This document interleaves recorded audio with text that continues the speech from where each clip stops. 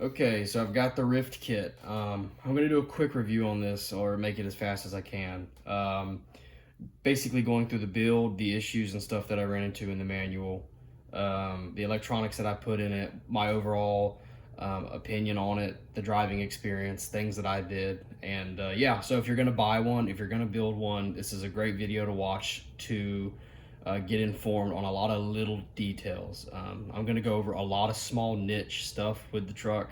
So if you're interested in that, awesome. If you're not, it's probably going to be a boring video. But anyway, I made a small list of mistakes that I encountered in the manual that I'm going to go over very quickly. And so this is just to help out future builders of the kit to expedite your build. So all the mistakes that I found were small, and I was missing 2 parts that Horizon sent to me and I already have. So I'll go over all that good stuff. So the first thing that I wanted to, the first issue, I guess you could say, or mistake in the manual, when you're installing your rear shock, the 20mm screw belongs in the trailing arm, the 18 belongs in the top here. They tell you to do it the other way.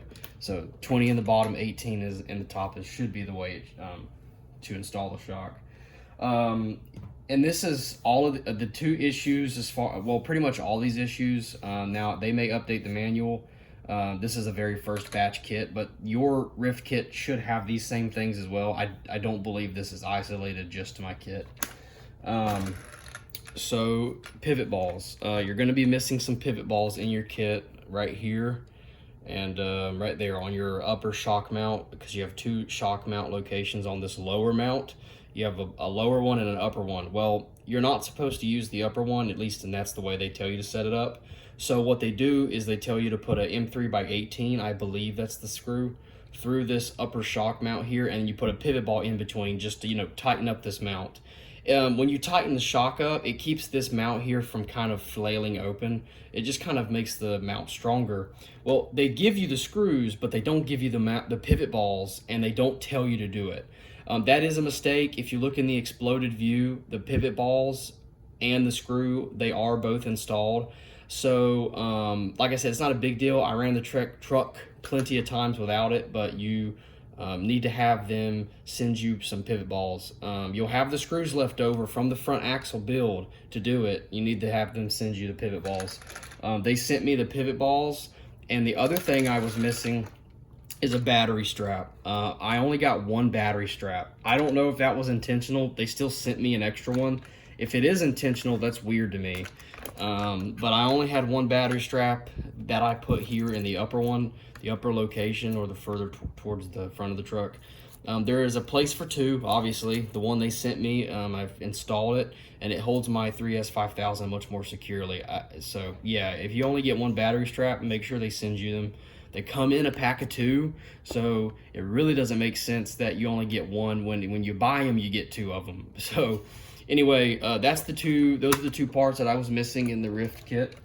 The next thing I have on here is there was quite a bit of surface rust on the bare metal parts. So, and this is in like all RC cars ever, but your axle shafts and your little yokes here on your drive shafts or whatnot, these steel parts, they have a lot of surface rust on them from the factory. Make sure you clean those real good and lubricate them with like a Teflon lubricant, just because you'd be amazed at how much rust comes off. A random note, you cannot fit a 1415 motor. If you are wanting to run a Castle system, like I do, you can see the motor sits right down in there. Not a lot of room in there, so a 1415 is too long. You probably could get away with it if you want to take some plastic off of the skid, but if not, you're going to have to wait for the 1412s to come out.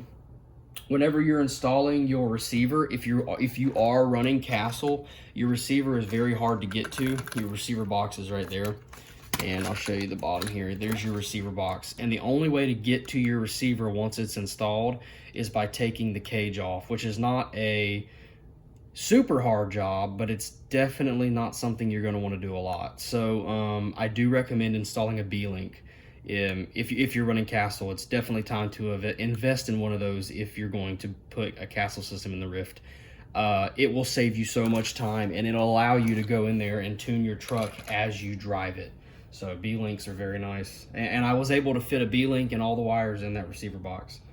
When you're installing your trailing arms, make sure that the nuts on the back side of these screws face each other so they go towards the inside of the truck. They tell you to build them the same way, but then that would mean that on one trailing arm, the nuts would be on the outside, and aesthetically that looks a little weird. It's supposed to be where the nuts are both on the inside of the truck. Also, the rear upper links, the way they tell you to build all these links is so that this little engraved indicator circle, they all face the skid. At least that's what it should be. Well, if that's the case, then they told you to install the pivot balls wrong. The way it should be is the chrome pivot ball goes on the indicator side. So you can see that little indicator circle right there, and then the black pivot ball goes on the other side. That'll fix your links, and they'll all be installed in the correct orientation. I did get a screw with no threads. This is the second time this has happened with a Horizon AXIAL kit. The screw that I had was this little 3x5 that holds that pin there captive for your knuckles or whatnot. And that's a very important screw. You cannot run this truck without it. One of those screws had no threads. So luckily I had a screw I had a brand new pack of 3x5s, funny enough. I don't even know why I had them. But if you don't, you have to go to the hobby shop just to get some screws. It's pretty annoying. I think that's going to be just about it. The last thing I will say, whenever you're installing the body panels, there are 11 screws that install the panels. And in the instructions, they say they're all the same screw, and they're not. You get 2 longer screws with a little bit bigger head, and common sense tells me that they go here just because there's more plastic here for a longer screw to go down into. So I think that's where they go. But the instructions say they're all the same, but they're not. Okay, now let's just go over the kit itself. What do you get? Well, you get these little aluminum trailing arm stiffeners. If you're familiar with older axial vehicles like the Bomber, they're the same things. You get a sway bar. You get a gray cage. It's a off-white kind of gray. You get, most importantly, you get the new axles. You also get the low-speed gears with it and a spool. I think that's all you get with the kit. I don't think they changed anything else, but if they did, then I'm not aware of it. But yes, with the kit, you do get the updated axles. I am very well aware of the ready-to-run RYFT drama, and that really sucks about what's going on. And you know, the only way to get these updated axles is in the kit, and that's ridiculous. And so a lot of people are upset. But people are also taking out their anger on this kit. And you know, the kit hasn't done anything. It's Horizon's fault. So don't pay attention to the reviews that aren't reviewing the actual kit, because the reviews that are there are really skewing the reviews. It makes it look like the kit's bad, and it's not. But the updated axles are in this kit, and right now the only way you can get them is in the kit. Yeah, so we all have our opinions on that. It's pretty ridiculous, but anyway, updated axles. And I decided to put a spool in the center diff, so it is a locked center diff. There is no fluid in there. And I did run this truck with the 1 million weight, but I ended up putting 500,000 in it after I drove it for about 30 minutes. So, but that's what you get with the kit. Now I'll go over my components and what I did to make the truck drive better. First of all, I'm running a Copperhead ESC. This is a Castle ESC, a newer ESC from them. I really, really like it. It's the first one I've ever had. Have the on and off switch mounted here on the dash. Not the best look, but it's practical. Tons of room to fit stuff. I was so surprised that I was able to fit this Copperhead in there and all of those wires, and there's so much extra motor wire that I was too lazy to cut down and all that stuff. I was able to fit all of it in there under this interior. I mean, with tons of room to spare. I did have to put some heat shrink on the motor wires there, so that way the Lexan would not cut into my wires. But plenty of room. I am running a 3800 kV 1410 5mm shaft motor from Castle. Yes, that is a very high kV and a small can for this truck. I can only run 2 and 3S on it as of right now, but after seeing just how much power this truck has on 3S, there's no way I am going to run 4S on it. But it is a it is a heating issue, obviously, because the motor is the kV is too high. There's the motor right through there. Not a lot of air gets in there either. But yeah, but I will say on 2S, it's a whole lot of fun with the high kV, and on 3S, it's probably what it would be like on 4S with like a 2400 or a 2200. And so I get about 10 minutes of runtime on 3S before it gets too hot. And I am waiting to install the 1412 from Castle when I can get my hands on it. But if you're a light driver and you're going to run 2 and 3S, a 3800 is actually really not all that bad. You have to be very careful though. I am running a sensored setup. So that allows my ESC to read my motor temperature. And so I do have the ESC cutting the motor off at 170 degrees. So that's a bonus. If you run censored, I do recommend running censored. Even with a 3800, this thing still has really good low-end torque, a very accurate, throttle response under low end. You can actually crawl with it pretty well. So that is my motor and ESC. I'm running an SR315, and I just picked up a DX5 Rugged. Yeah, this is an okay radio, but that's what I'm running in the RYFT. Servo, I am running a Savox 1212. It's the black edition. It's waterproof, 630 ounce inches, I think. Coreless brushed. It wasn't my first choice, but it's what my hobby shop had in stock. You will also see that I took off the servo saver and put an AXIAL aluminum servo horn on there. The servo saver is really weak, and it takes away a lot of your steering accuracy, and it takes away a lot of your torque. Mine never broke. If you have a cheap servo in here, running that saver is probably fine because you don't want to strip out those cheap servos. But I will say that when you do put an aluminum servo horn on here, it actually becomes almost even more difficult to control because your steering is very precise, quick, and strong. So you have to maybe even go in and add some expo or maybe turn down the speed if you want this to be a controllable vehicle. So it's almost kind of like the servo saver sucks, but it almost helps, if that makes any sense. But it's definitely better to just get good at driving the car and have really nice steering. So I highly recommend that. I painted my interior gunmetal, and this is metallic orange. It's all tomato paint. But everything here has been doing just fine. I actually have quite a bit of runtime on this truck, and I'm gonna go over the driving experience. But to finish up the truck itself and my thoughts of the build quality, I really like. I love the compound of this plastic. It's strong, but yet it's still flexible enough to where it's not gonna break anything. It takes a lot of impact when you do flip the truck. You can actually see there's grass and dirt all over the cage. And I also like this plastic because some plastic, it just seems like screws always strip in it. Every screw I put into this gray plastic here, every screw tightened up perfectly. So I like that. I love the looks of it. Taking the cage on and off is really not that big of a deal, although I do recommend investing in a drill. The sway bar is actually pretty nice, good quality. I actually really like the performance of these shocks. But I don't really like the build quality of the shock. So the performance is okay, but the build quality is kind of whatever. I really love the links, the stainless steel links. The rod ends are good. I will say this, and there's nothing that you're going to be able to do about it that I know of.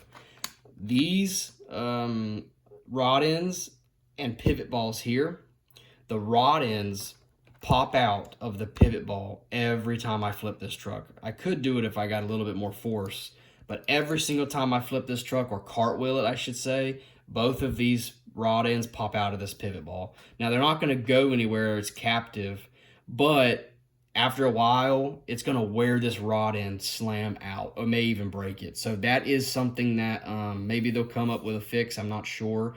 But yeah, they always pop out. It's pretty annoying. But I do love the rod ends. Excuse me. I love the pivot balls, the stainless steel links. The drivetrain is good. The diffs, they're okay. They're straight cut diffs. I wish they were, beveled or spiral cut diffs. but they're not. They're straight cut. All of the metal stuff, like the axles and stuff, looked okay. Drive shafts are actually really nice. Transmission built up pretty good. I did not install the low gears because I'll never use them. Yeah, CVDs in the front actually look really, really good. I'm a big fan. I like the metal diff covers. They look good. And the overall look, appearance, and everything. The axles, knock on wood, have been doing great. I have flipped and cartwheeled and rolled this truck 100 times, and I haven't had anything break. So the build quality, it went together perfect. The fit and finish, A1. Absolutely love it. One thing I am disappointed about is they did not provide bead locks. These are the same wheels and tires as what you get in the ready to run. And I like this combo, but I hate gluing tires because then you can't use the tire again. I really wish they would have given us bead locks, but they did not. If you do want to run a bead lock, you may run into some complications with that fake caliper and rotor. You may have to take them off because there's not enough room in the back there for the screws and stuff to fit. I think you would maybe run into some issues. But that is really the RYFT. I'm a huge fan of this thing. The driving experience is a whole lot of fun. It's actually a lot more stable than you think it would be. One note. They do provide 1 million weight diff fluid to put in the differentials.